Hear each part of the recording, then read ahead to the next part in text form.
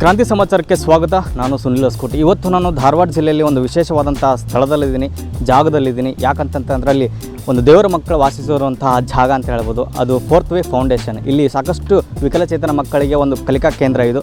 ಇಲ್ಲಿ ಸಾಕಷ್ಟು ವಿಕಲಚೇತನ ಮಕ್ಕಳಿಗೆ ಇಲ್ಲಿ ಒಂದು ವಿದ್ಯಾಭ್ಯಾಸ ನೀಡಿ ನಾವು ಸಾಮಾನ್ಯ ಮಕ್ಕಳಂತೆ ಒಂದು ರೀತಿಯನ್ನು ಮಾಡ್ತಾರೆ. ಬಟ್ ಯಾವುದು ಆ ಕೇಂದ್ರ ಅನ್ನೋದನ್ನು ನನ್ನ ಹಿಂಭಾಗದಲ್ಲಿ ನೋಡ್ತಾ ಇರೋದು ನೀವು ಫೋರ್ತ್ ವೇ ಫೌಂಡೇಶನ್. ಇದೊಂದು ಫಿಸಿಯೋಥೆರಪಿ ಕೇಂದ್ರ. ಇಲ್ಲಿ ಸಾಕಷ್ಟು ವಿಕಲಚೇತನ ಮಕ್ಕಳಿಗೆ ಒಂದು ಕಲಿಕಾ ಕೇಂದ್ರ ಅಂತ ಹೇಳ್ಬೋದು.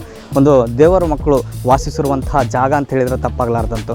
ಬಟ್ ಈ ಫೌಂಡೇಶನ್ ನಡೆಸ್ತಾ ಇರುವಂಥ ವ್ಯಕ್ತಿ ಬೇರೆ ಯಾರಲ್ಲ, ಬಸವರಾಜ್ ಮ್ಯಾಗೇರಿ ಅಂಥೇಳಿ. ಅವ್ರನ್ನ ಇವತ್ತು ಭೇಟಿ ಮಾಡಿ ಸಾಕಷ್ಟು ವಿಚಾರಗಳನ್ನ ಮಾತಾಡುವಂಥ ಸಮಯ. ಬನ್ನಿ ಅವ್ರನ್ನ ಮಾತಾಡ್ಸ್ಕೊಂಡು ಬರೋಣ.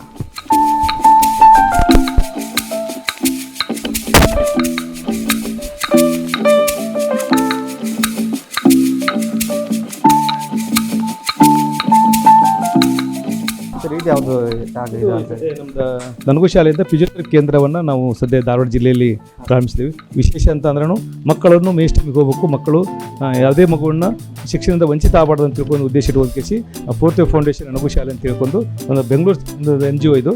ಆದರೆ ನಾವು ಧಾರವಾಡದಲ್ಲಿ ಉತ್ತರ ಕರ್ನಾಟಕದೊಳಗೆ ವಿಶೇಷವಾಗಿ ಇದನ್ನು ತಂದು ಒಂದು ಎಲ್ಲ ಮಕ್ಕಳು ಶಿಕ್ಷಣ ಪಡಿಬೇಕು ಉದ್ದೇಶ ಇಟ್ಕೊಂಡು ಇಲ್ಲಿ TCWದಲ್ಲಿ ನಾವು ಒಂದು ಫಿಸಿಯೋಥೆರಪಿ ಕೇಂದ್ರ ಮತ್ತು SRP ಕೇಂದ್ರ ಅಂದ್ರೆ ಶಾಲಾ ಸಿದ್ಧತಾ ಕೇಂದ್ರವನ್ನು ಪ್ರಾರಂಭಿಸಿದ್ದೀವಿ.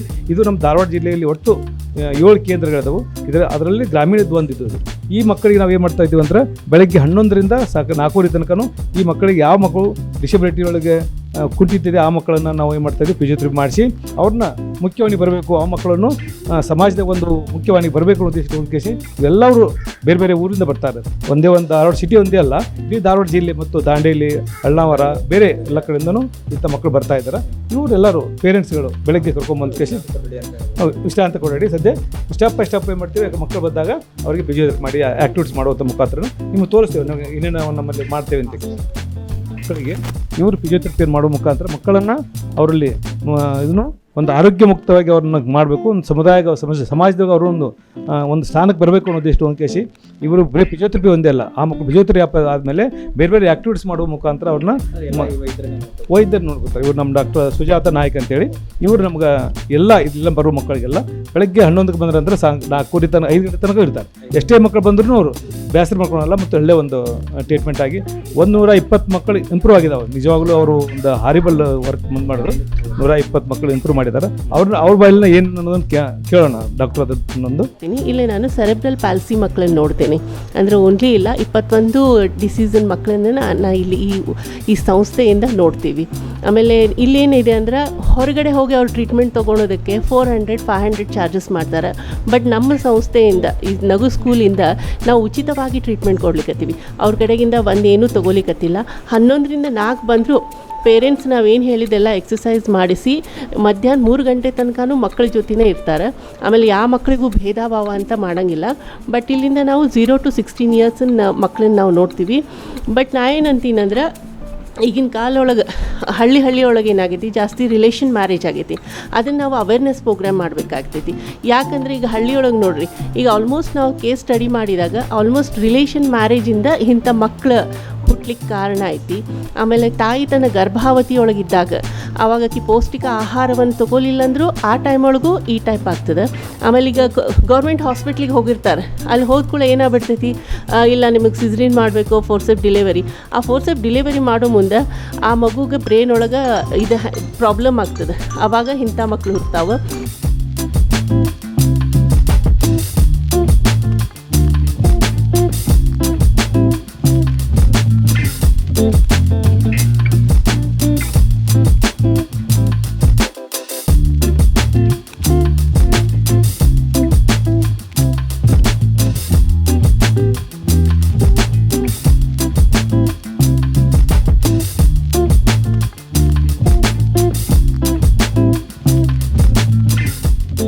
ನನ್ನ ಹೆಸರು ಪ್ರಭಾವತಿ ಹಂಜಿ. ನಾನು ಫಿಸಿಯೋಥೆರಪಿ ಕೇಂದ್ರದಲ್ಲಿ ಶಿಕ್ಷಕಿಗೆ ಕಾರ್ಯನಿರ್ವಹಿಸುತ್ತಿದ್ದೇನೆ. ಈ ಪ್ರೀ ಫಿಸಿಯೋಥೆರಪಿ ಕೇಂದ್ರವು ನಮ್ಮ ಧಾರವಾಡ ಜಿಲ್ಲೆಯಲ್ಲಿ ಪ್ರಾರಂಭವಾಗಿದ್ದು ಒಂದು ದೊಡ್ಡ ಹೆಮ್ಮೆ ವಿಷಯ ಅಂತ ಹೇಳ್ಬೋದು. ಯಾಕಂದರೆ ಈ ಧಾರವಾಡ ಜಿಲ್ಲೆಯೊಳಗೆ ಪ್ರೀ ಸೆಂಟರ್ ಆಗಿದ್ದು ಎಷ್ಟೋ ಜನಕ್ಕೆ ಹೆಲ್ಪ್ ಆಗಿದೆ. ಈ ಫಿಸಿಯೋಥೆರಪಿ ಕೇಂದ್ರಕ್ಕೆ ಪ್ರತಿನಿತ್ಯ 20ರಿಂದ 30 ಜನ ಬರ್ತಾರೆ. ಇಲ್ಲಿ ಧಾರವಾಡ ಜಿಲ್ಲೆ ಸೀಮಿತ ಅಲ್ಲದೆ ಬೆಳಗಾವಿ ಡಿಸ್ಟಿಕ್, ಹಳ್ಳ್ಯಾಳ, ದಾಂಡೇಲಿ ಅವೇರ್ನೆಸ್ ಆಗಿ ಮಕ್ಕಳಿಂದ ಪೇರೆಂಟ್ಸಿಂದ ಭಾಳ ಜನ ಬರ್ತಿದ್ದಾರೆ. ಎಷ್ಟೋ ಪಾಲಕರಿಗೆ ನಮ್ಮ ಮಗು ಸಾಧ್ಯನೇ ಇಲ್ಲ, ನಮ್ಮ ಮಗು ಕೈ ಬಿಟ್ಟು ಹೋಯಿತು, ನಮ್ಮ ಮಗುವಿನ ಕೈಲಿ ಏನೂ ಸಾಧ್ಯ ಇಲ್ಲ ಅಂದ ಮಕ್ಕಳಲ್ಲಿ ಎಷ್ಟೋ ಮಕ್ಕಳು ನಮ್ಮಲ್ಲಿ ಇಂಪ್ರೂವ್ಮೆಂಟ್ ಆಗಿವೆ. ಇದೇ ಥರ ನಮ್ಮ ಫೋರ್ತ್ವೇ ಈ ಥರ ಎಲ್ಲ ಜಿಲ್ಲೆಯಲ್ಲಿ ಒಂದೊಂದು ಫಿಸಿಯೋಥೆರಪಿ ಸೆಂಟ್ರ್ ಆಗಿ ಬಡ ಮಕ್ಕಳಿಗೆ ಅನುಕೂಲ ಆಗಲೆಂದು ನನ್ನ ಆಸೆ ಆಗಿದೆ. ಈ ಫಿಸಿಯೋಥೆರಪಿ ಕೇಂದ್ರದಲ್ಲಿ ಕೆಲಸ ಮಾಡೋದು ನಂದು ಒಂದು ಹೆಮ್ಮೆ ವಿಷಯ ಎಂದು ಹೇಳ್ಬೋದು.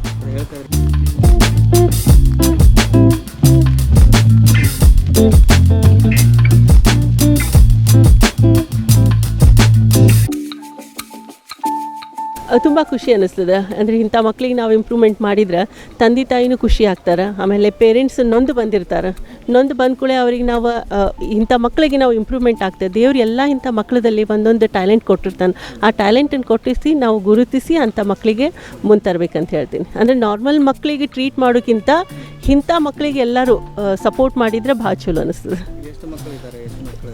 ಈಗ ಟಾರ್ಗೆಟ್ ನಮ್ದು 1000 ಓವರಾಲ್ ಹುಬ್ಳಿ ಧಾರವಾಡದ ಸಿಟಿದ ಐತ್ರಿ. ಬಟ್ ನಾವೀಗ 600 ಮಂದಿನ ಮಾಡ್ತೀವಿ. ಡೈಲಿ ನಮಗೆ 20, 22, 30 ಹಿಂಗೆ ಮಕ್ಳು ಬರ್ತಾರೆ. ಎಲ್ಲ ಅಂದ್ರೆ ಓನ್ಲಿ ಧಾರವಾಡ ಅಲ್ಲ, ಹುಬ್ಳಿಯಿಂದ ಆಯಿತು, ಕಲಘಟಗಿಯಿಂದ ಆಯಿತು, ಹಳೆಯಾಳಿಂದ ಆಯಿತು, ಎಲ್ಲ ಕಡೆಗಿಂದ ಮಕ್ಕಳು ಬರ್ತಾರೆ.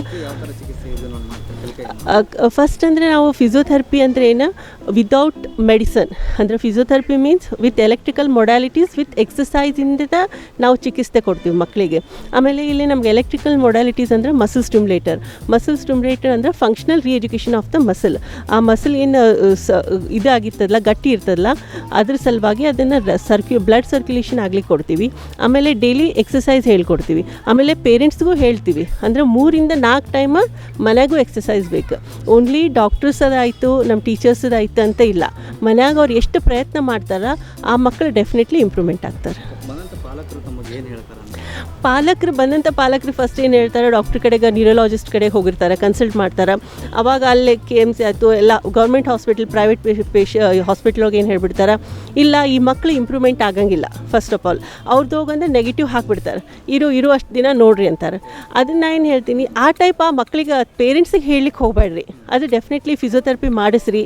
ಆಮೇಲೆ ಯಾವಾಗಲೂ ಸಣ್ಣದಿರ್ತಾಗ ನಾವು ಆ ಮಗುಗೆ ಅಬ್ಸರ್ವೇಷನ್ ಇರಬೇಕು. ಇದು ಅಂಬೆಗಾಲು ಇಡ್ತೈತೆ ಇಲ್ಲೋ, ನಮ್ಮದು ಕೈ ಹೋಲ್ಡ್ ಮಾಡ್ತೈತೆ ಇಲ್ಲೋ. ಈಗೇನು ಮಾಡ್ತಾರೆ, ಈಗಿನ ಪೇರೆಂಟ್ಸ್ 1 ವರ್ಷ 2 ವರ್ಷ ಆದಮೇಲೆ ಅದನ್ನು ಗುರುತಿಸಿ ತೊಗೊಂಡು ಬರ್ತಾರೆ.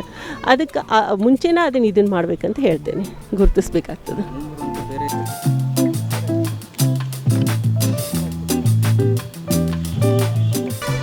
ನಮಸ್ತೆ, ನನ್ನ ಹೆಸರು ಪುಷ್ಪಾ ಮಾನೆ ಅಂತ. ನಾನು ಅನುಗು ಶಾಲೆಯಲ್ಲಿ ಸೇರಿ ಶಿಕ್ಷಕಿಯಾಗಿ 3 ವರ್ಷದಿಂದ ಕೆಲಸ ಮಾಡ್ತಾಯಿದ್ದೀನಿ. ನಾನು ಕೆಲಸ ಮಾಡೋದು ಧಾರವಾಡ ಗ್ರಾಮೀಣ ವಿಭಾಗದಲ್ಲಿ. ನಮ್ಮ ಧಾರವಾಡ ಗ್ರಾಮೀಣದಲ್ಲಿ ನಮ್ಮ ಇಲಾಖೆ ಜೊತೆಗೂಡಿ ನಮ್ಮ SRP ಕೇಂದ್ರಕ್ಕೆ 50 ಮಕ್ಕಳನ್ನು ಕೊಟ್ಟಿರ್ತಾರೆ. ಆ 50 ಮಕ್ಕಳಲ್ಲಿ ಮಕ್ಕಳಿಗೆ ಡೈಲಿ ಟೈಮ್ ಟೇಬಲ್ ಹಾಕಿರ್ತೀವಿ, ದಿನ 10 ಮಕ್ಕಳಂಗೆ ಅಂತ. ಆ ದಿನ 10 ಮಕ್ಕಳಿಗೆ 5 ಆ್ಯಂಗಲ್ನಲ್ಲಿ ನಾವು ವರ್ಕ್ ಮಾಡ್ತೀವಿ. ಪ್ರತಿ ಎಲ್ಲ ಮಕ್ಳಿಗೂ 5 ಆ್ಯಂಗಲ್: ಸ್ವಚ್ಛತೆ, ಪೌಷ್ಟಿಕತೆ, ಸಾಮಾಜಿಕತೆ, ದೈಹಿಕತೆ, ಕಲಿಕೆ. ಈಗ ಮೇನ್ ಇದು ನಾವು 5 ಆ್ಯಂಗಲ್ ಮಾಡಿದ್ರೆ ಎಲ್ಲದೂ ಮಗುಗೆ ಟೋಟಲ್ ಓರಾಗಿ ರೀಚ್ ಆಗಿಬಿಡುತ್ತೆ. ಅದರಲ್ಲಿ ಮಕ್ಕಳಿಗೆ ಏನು ಮಾಡ್ತೀವಿ, ದಿನ ಬರುವಂಥ ಮಕ್ಕಳಿಗೆ IP ಗೋಲ್ ಹಾಕಿರ್ತೀವಿ ನಾವು. ಆ IP ಗೋಲ್ನ ರೀಚ್ ಆಗುವಂಗೆ ನಮಗೆ ಕರಿಕ್ಯುಲಮ್ ಪ್ಲ್ಯಾನ್ ABT ABL ಅಂತ ಕರಿಕ್ಯುಲಮ್ ಪ್ಲ್ಯಾನ್ ಇರುತ್ತೆ. ಆ ಪ್ಲ್ಯಾನ್ ಪ್ರಕಾರ ಮಕ್ಕಳಿಗೆ ಆ್ಯಕ್ಟಿವಿಟಿ ಮುಂಚಿತವಾಗಿಯೇ ಪ್ರಿಪೇರ್ ಮಾಡ್ಕೊಂಡಿರ್ತೀವಿ.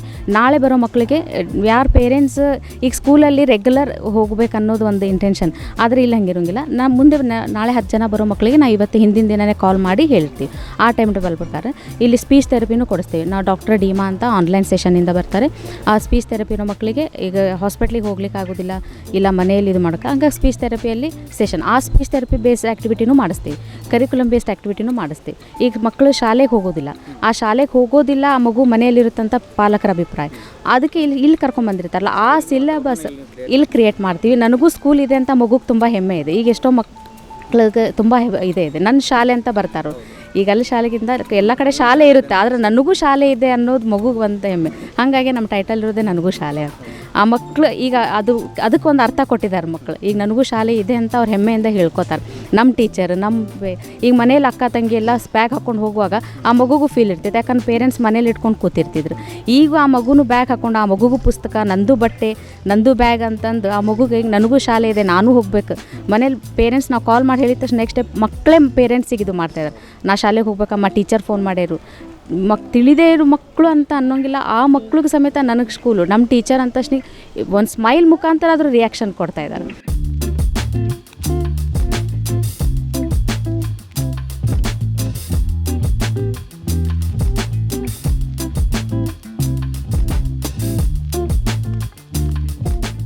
ನಮಸ್ತೆ ಸರ್. ನಾನು ಇಲ್ಲೇ ನನ್ನ ಮಗಳಿಗೆ ಸಿ ಪಿ ಅಂತಂತ ಹೇಳಿ ಮೊದಲು ಒಂದು ಹುಟ್ಟಿದ ಮೇಲೆ ಮೊದಲನೇ ವರ್ಷದಲ್ಲಿ ನಂಗೆ ಗೊತ್ತಾಗಿದ್ದಿಲ್ಲ. ಗೋಣ್ ಕೂತ್ಕೊಳ್ಳೋಕತ್ತಿದೆ ಇಲ್ಲ 7ನೇ 4 ವರ್ಷ 5 ಅಂತಂತ ಹೇಳಿ ಅದು 4 ತಿಂಗಳ ಕೂಸುವಾಗಿದ್ದಾಗ ಗೋಣ್ ಕೂತ್ಕೊಳ್ಳೋಕತ್ತಿದೆ ಇಲ್ಲ, ಎಲ್ಲ ನಾರ್ಮಲ್ ಇತ್ತು ಬೇಬಿ ಹುಟ್ಟಿದ ಮೇಲೆಲ್ಲ. ಸೊ ಏನಪ್ಪ ಇದು ಈ ಥರ ಆಗಂತೈತಲ್ಲ ಅಂತಂತ ಹೇಳಿ ನಾವು 1 ವರ್ಷ ಮಗು ಇದನ್ನು ಬರ್ತಡೇ ಮಾಡ್ಬೇಕಂದ್ರೇ ಕೂಡಾಗ ಬರ್ತಿದ್ದಿಲ್ಲ, ಕೂತ್ಕೊಳ್ಳೋಕೆ ಆಗ್ತಿದ್ದಿಲ್ಲ. ಇದನ್ನು ಸಿಗ್ಬೇಕಂತಂದ್ರೆ ನನಗೆ ಭಾಳ ಕಷ್ಟ ಆಗ್ತಿತ್ತು. ಹುಡುಗರಿಗೆ ಸಂಭಾಳಿಸ್ಬೇಕು, ಮಾಡಬೇಕು, ನಡಿಲಿಕ್ಕತ್ತಿಲ್ಲಲ್ಲ, ಏನು ಮಾಡಬೇಕು ಏನಿಲ್ಲ ಅಂತಂತ ಭಾಳ ಪರದಾಡ್ತಿದ್ವಿ. ಅಲ್ಲಿಲ್ಲ ಈ ಡಾಕ್ಟರ್ಸ್ ಆ ಡಾಕ್ಟರ್ಸ್ ಅಂತಂತ ನಾವು ಅಲ್ಲೆಲ್ಲ ಪರದಾಡ್ತಿದ್ದೆ. ಬಟ್ ನನಗೆಲ್ಲೂ ನಂಗೆ ಹುಡುಗರು ಇಂಪ್ರೂವ್ಮೆಂಟ್ ಮಾಡ್ಬೇಕು ಅನ್ನೋದು ನಂಗೆ ಕರೆಕ್ಟಾಗಿ ಸೊಲ್ಯೂಷನ್ ಸಿಗ್ತಿದ್ದಿಲ್ಲ. ಎಲ್ಲ ಹೋದರೂ ನೀವು ಫಿಸಿಯೋಥೆರಪಿ ಮಾಡ್ಬೇಕಂತಂತಲೇ ಒಂದೇ ಸಜೆಷನ್ಸು. ಆಮೇಲೆ ಫುಡ್ ಚೆನ್ನಾಗಿ ಕೊಡಬೇಕು, ನ್ಯೂಟ್ರಿಷನ್ ಫುಡ್ ಕೊಡಬೇಕು, ಆಮೇಲೆ ನಮಗೆ ಫಿಸಿಯೋಥೆರಪಿ ಮಾಡಿಸ್ಬೇಕು ಅನ್ನೋದು ಒಂದೇ ಅಂದ್ಕೊಡ್ತಿದ್ರು. ನಾವೆಲ್ಲರೂ ಮಾಡ್ಬೇಕಂತಂದ್ರೆ ಸಾಕಷ್ಟು ದುಡ್ಡು ಒಂದೊಂದು ದಿನಕ್ಕೆ 300 ರೂಪಾಯಿ 500 ರೂಪಾಯಿ ಬೇರೆ ಕಡೆ ಎಲ್ಲ ನಾವು ಹಾಕಿ ಬರಬೇಕಾಗಿತ್ತು. ನಮಗೆ ಇಲ್ಲೇ ನಮ್ಗೆ ಇದು ಈ ಆಪರ್ಚುನಿಟಿ ಸಿಕ್ತಂದರೆ ಈ ನನಗೂ ಶಾಲೆ ವತಿಯಿಂದ ನನಗೆ BRT ಶಿಕ್ಷಣಾಧಿಕಾರಿ ವತಿಯಿಂದ ನಮಗೆ ಇದೊಂದು ನಮಗೆ ಸವಲತ್ತು ಸಿಕ್ತು.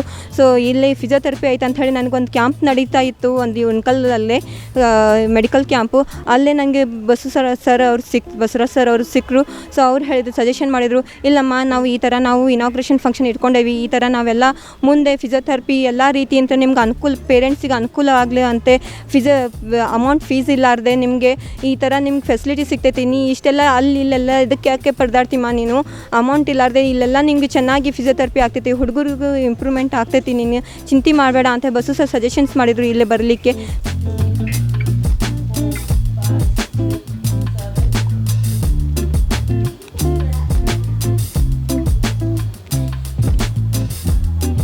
ನಮಸ್ತೆ ಎಲ್ಲರಿಗೂ. ನನ್ನ ಹೆಸರು ಲತಾ ಅಂಥೇಳಿ, ನನ್ನ ಮಗ ರಿಷಬ್ ಅಂಥೇಳಿ. ಇಷ್ಟು ದಿನ ಅವಂಗೆ ಕುಂದ್ರಕ್ಕೆ ನಿಂದ್ರಕ್ಕೆ ಏನೂ ಬರ್ತಿದ್ದಿದ್ದಿಲ್ಲ. ಆದ್ರೆ ಆಪ್ರೇಷನ್ನು ಮಾಡಿಸಿದ್ವಿ, ಕಾಲು ಸೊಟ್ಟಿದ್ದು ರೀ ಅವಂಗೆ, ಆಪ್ರೇಷನ್ನು ಮಾಡಿಸಿದ್ವಿ. ಮಾಡಿಸೋದಕ್ಕೂ ಅಡ್ಡಾಡೋಕ್ಕೂ ಬರ್ತಿದ್ದಿಲ್ಲ, ಏನೂ ಇಲ್ಲ. ಬೇರೆ ಕಡೆ ಹೋಗ್ತಿದ್ದೆ, ನಾನು ಪ್ರೈವೇಟ್ ಹೋಗ್ತಿದ್ದೆ. ಆಮೇಲೆ ಇಲ್ಲ ಮತ್ತು ಗೋರ್ಮೆಂಟ್ ಸ್ಕೂಲಿಗೆ ಹಚ್ಚಿರಿ ಹಿಂಗೆ ಅನ್ಕೊ ಹಚ್ಚಿದ್ವಿ. ಆಮೇಲೆ ಅಲ್ಲಿಂದ ಪುಷ್ಪಾ ಮೇಡಮ್ ಅಂಥೇಳಿ ಕಾಲ್ ಬಂತು ನಮಗೆ. ಇಲ್ಲಿ ಬರ್ರಿ ಎಲ್ಲ ಅನುಕೂಲ ಐತಿ, ಅದೆಲ್ಲ ಅನುಕೂಲ. ಆಮೇಲೆ ಇಲ್ಲಿ ಬಂದ್ವಿ ನಾವು. ಬಂದಮೇಲೆ ನನ್ನ ಮಗ ಇಂಪ್ರೂವ್ಮೆಂಟ್ ಕಾಣಕತ್ತ. ಫಸ್ಟಿಗೆ ಬರೀ ಕುಂದ್ರೋದಷ್ಟೇ, ಒಂದು ಎಲ್ಲಿ ಅಡ್ಡಾಡೋಂಗಿಲ್ಲ, ಏನೂ ಇಲ್ಲ, ಮಾತಾಡೋದು ಕಮ್ಮಿ, ಬರೀ TV ಒಂದು ನೋಡ್ತಿದ್ದ. ಈಗ ಹಾಗೇನಿಲ್ಲ, ಅಂಬೆ ಹರಿತಾನೆ. ಫಿಸಿಯೋಥೆರಪಿಗೆ ಬಂದ್ಕು ಇಲ್ಲಿ ಆಮೇಲೆ ಆ್ಯಕ್ಟಿವಿಟೀಸ್ ಮಾಡ್ಸಕ್ಕತ್ಕು ಎಲ್ಲ ಈಗ ಬರೀತಾನೆ, ABCD ಎಲ್ಲ ಫುಲ್ ಇಂಪ್ರೂವ್ಮೆಂಟ್ ಆಗ್ಯಾನ ಈಗ. ಮತ್ತು ನನಗೂ ಇಲ್ಲಿ ಬಂದ್ಮ್ಯಾಗ ಅನ್ಸಕ್ಕೆ ನನ್ನ ಮಗ ಎದ್ದು ಅಡ್ಡಾಡ್ತಾನೆ, ಕುಂತಲ್ಲೇ ಕೂಡೋದಿಲ್ಲ. ಆಮೇಲೆ ಮಾತಾಡ್ತಾನೆ ಈಗೆಲ್ಲ ಫುಲ್ ಎಲ್ಲ ಆ್ಯಕ್ಟಿವಿಟೀಸ್ ಒಳಗೆ ಫುಲ್ ಅವನ ಫಸ್ಟಿಗೆ ಏನೆಂದ್ರು ಎಲ್ಲ ಹೇಳ್ಕೊಡ್ತಾನೆ ಅವನೇ ಎಲ್ಲರಿಗೂ. ಈಗ ಆ ಪರಿ ಇಂಪ್ರೂವ್ಮೆಂಟ್ ಆಗಿತ್ತು ಇಲ್ಲಿ ಬಂದಮೇಲೆ. ಆಮೇಲೆ ಫಿಸಿಯೋಥೆರಪಿಯಿಂದ ಈಗ ನನ್ನ ಮಗ ಕಾಟ್ ಬಿಟ್ಟು ಇಳಿತಾನೆ ಮತ್ತು ಹತ್ತಾನೆ. ಇಲ್ಲಿ ಬಂದಮೇಲೆ ಈಗ ಭಾಳ ಇಂಪ್ರೂವ್ಮೆಂಟ್ ಆಗೈತಿ ಈಗ. ಮತ್ತು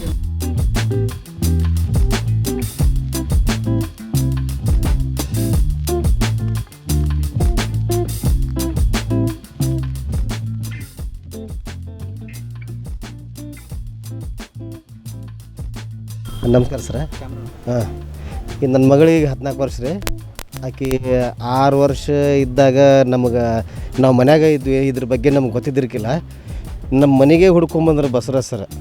ಅಲ್ಲಿವರೆಗೂ ನಾವು ಒಂಥರ ಬೆಳಕು ಕಾಣಲಾರ್ದ ಮನುಷ್ಯರು ಇದ್ದಂಗೆ ಇದ್ವಿ, ನಾವು ಕತ್ತಲ್ದಾಗ ಇರುವಂಥ ಮನುಷ್ಯರು ಇದ್ದಂಗೆ ಇದ್ವಿ. ಬಸವರಾಜ್ ಸರು ಅವರು BO ಆಫೀಸ್ನವರು ಯಾರ್ಯಾರು ನಮ್ಮ ಮನೆಗೆ ಹುಡ್ಕೊಂಬಂದ್ರು. ಇಂಥ ಒಂದು ನಮ್ಮ ಮಗಳ ಇದ್ದಿದ್ದು ಅವ್ರದ್ದು ಹೆಂಗೆ ತಿಳ್ಕೊಂಡ್ರು ನಮ್ಗೆ ಗೊತ್ತಿಲ್ಲ. ನಮ್ಮ ಮನೆಗೆ ಬಂದು ಆವತ್ತು ಅವರು ಏನು ನಮ್ಮ ಮನೆಗೆ ಬಂದರು, ಆವತ್ತಿಲಿಂದ ನಾವು ಒಂದು ಸ್ವಲ್ಪ ಅವರು ಇದಕ್ಕೆ ಹೇಳಿ ಈ ಸ್ಕೂಲಿಗೆ ಬರಾಕತ್ವಿ.